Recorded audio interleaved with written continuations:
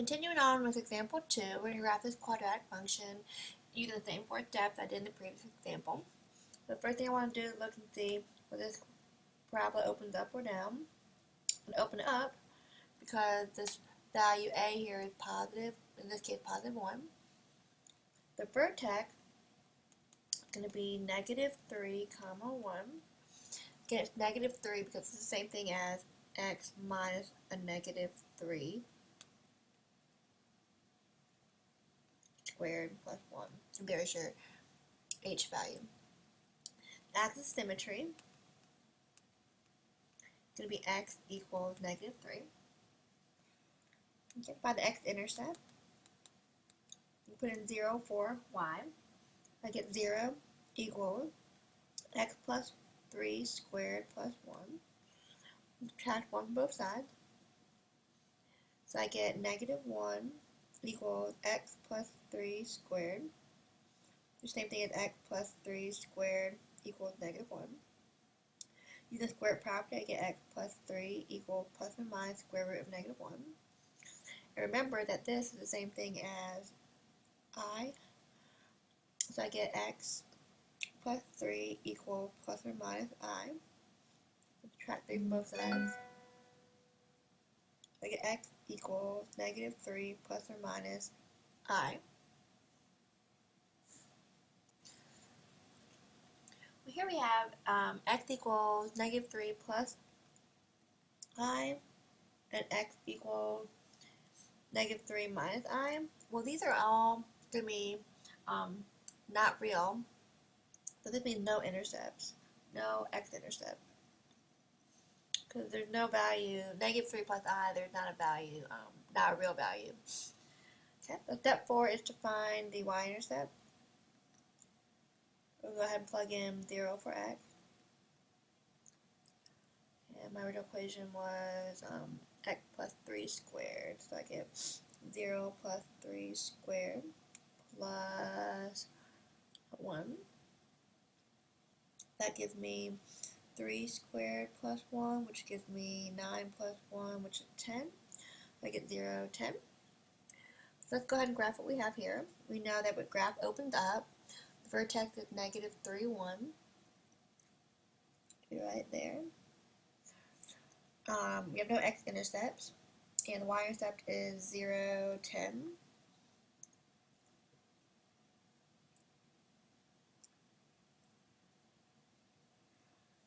Okay, so this is really important to know that we don't have a lot of information. We have 0, 10, my y-intercept. We have the vertex of negative 3, 1. We know that opens up, so we know it can look something like this. We need a little bit more information because the x-intercepts aren't there, so we need a little bit more, another point at least, to go ahead and graph the parabola. Well, I know the axis symmetry is x equals negative 3, so I can go ahead and draw that and see if that helps me.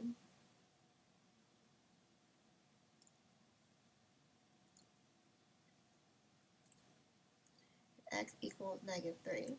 So if I want another point, I can go ahead and find a point right there because this is a reflection or symmetrical across the axis symmetry.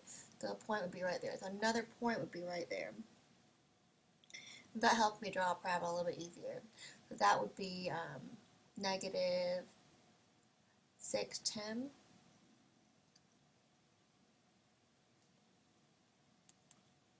So I go ahead and sketch my graph.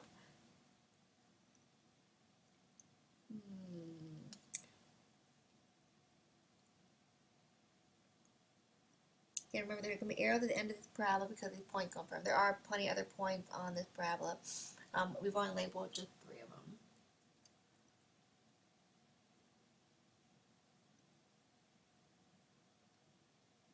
Okay, so let's go ahead and find the domain. The domain is negative infinity to infinity. The smallest y value, the lowest y value is going to be 1. It goes all the way up to infinity. So 1 to infinity. Okay, so the next problem I want you to go ahead and do on your own. I'm going to graph this quadratic function with using the 4 steps, and I want you to go ahead and pause the video, and then when you start the video back up again, I'll have the answer for you. Okay, so the on your own problem, I have the parabola opening up, because again, A is positive. Vertex is 2, 1. Here's H, K. X symmetry is X equals 2. And the x-intercept, I went ahead and put 0 in for y. When I did that, and I tried to solve for x, I get x minus 2 squared equals negative 1, which using the square property gives me x minus 2 equals plus or minus square root of negative 1, which is the I there. And I end up getting no x-intercepts. Okay, and then for the y-intercept, I get 5, 0, 5. Okay, so now when I graph it, I plotted the vertex and then the y-intercept. I use the axis symmetry to go ahead and find another point, which gave me 4, 5, and there's my parabola. My domain is negative infinity to infinity, and the range is 1 to infinity. Okay. Something I want you to understand is if you don't have standard form or quadratic formula, sometimes you can see if you can get it into standard form. But this right here is not standard form. But if I want standard form, I want to have y on one side, and I want to have the a and then the x minus h squared, and then I need a k over here. So if I subtract 9 from both sides, I end up getting y equals x plus 4 squared minus 9. So now you have your hk right here. Okay.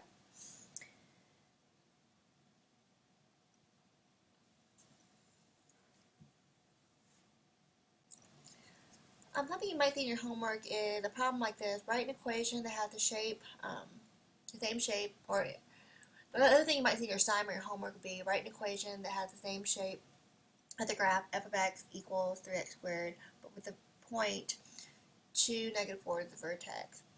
So if we know that we have a graph that has the same shape as this, then we know that we're going to look at 3 x squared, that's the graph.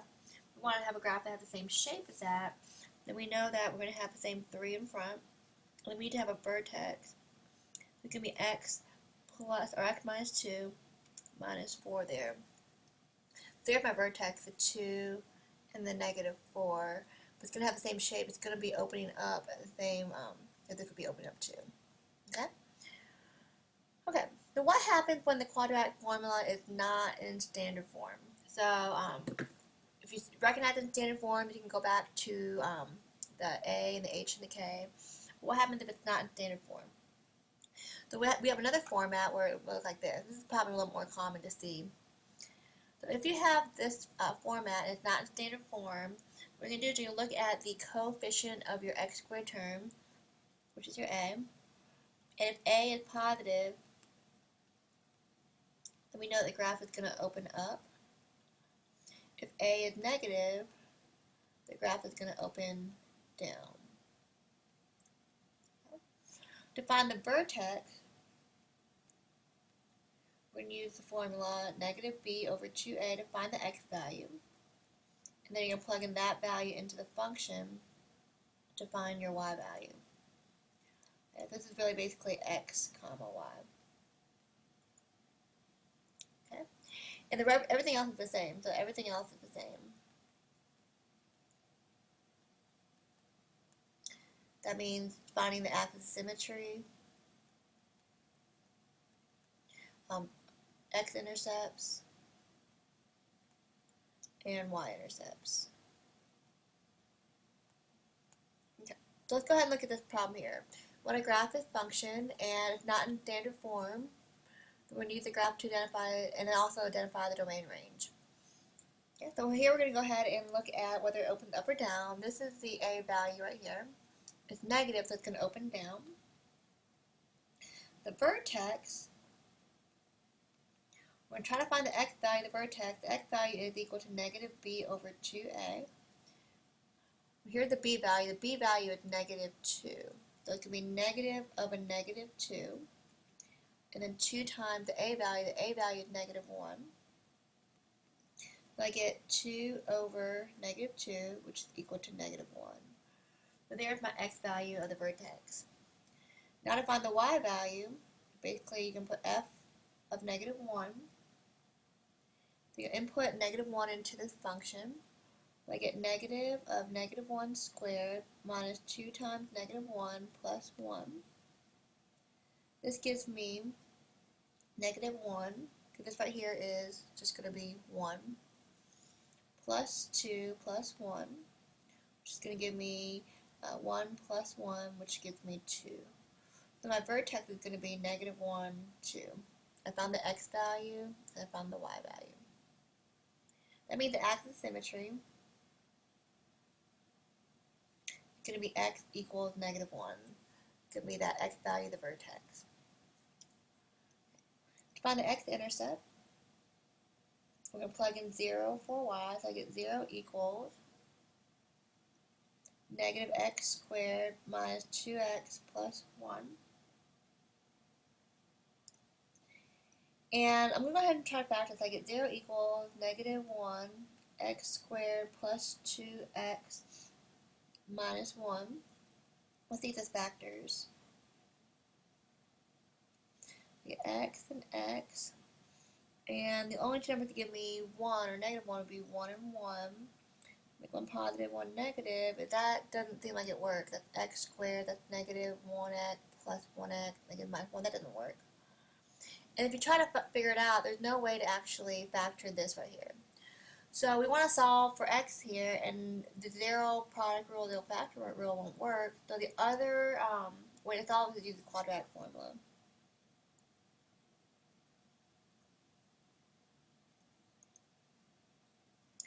You can use the quadratic formula on this up here, or you can use it on just this right here. It does not matter.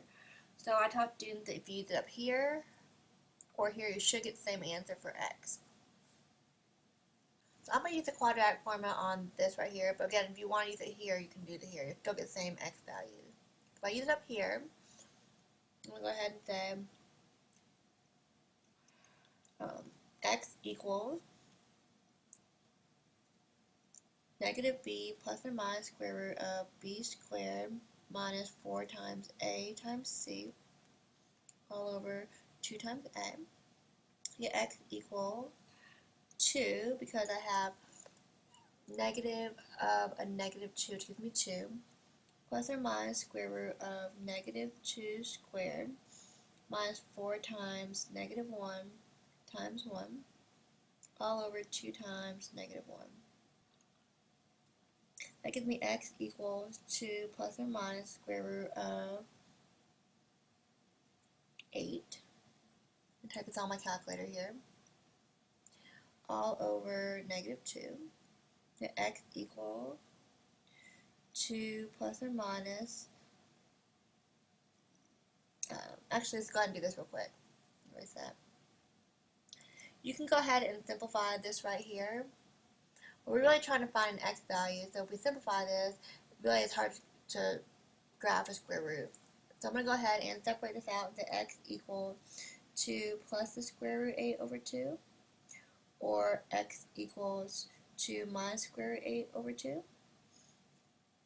Then we're going to type this in my calculator. When you type in your calculator, you're going to type in 2 plus the square root of 8, hit enter, then divide by 2. So I get x is approximately negative 2.41, which would be negative 2.41 comma 0. And when I type this in my calculator, I type in 2 minus the square root of 8 over 2. So I type in 2 minus square root of 8, hit enter, then divide by 2. So I get x is approximately 0.41. So I get 0.41 comma 0. Okay, and I need to go ahead and find the y-intercept. I have the fourth step is to find the y-intercept. So plug in 0 for x. So I get f of 0 equals negative 0 squared minus 2 times 0 plus 1. I get 0 minus 0 plus 1, which is just 1. I get 0, 1. Okay. So I'm getting ready to run out of time here, so this will be the first thing I do in the next video, is to go ahead and graph all the information I have.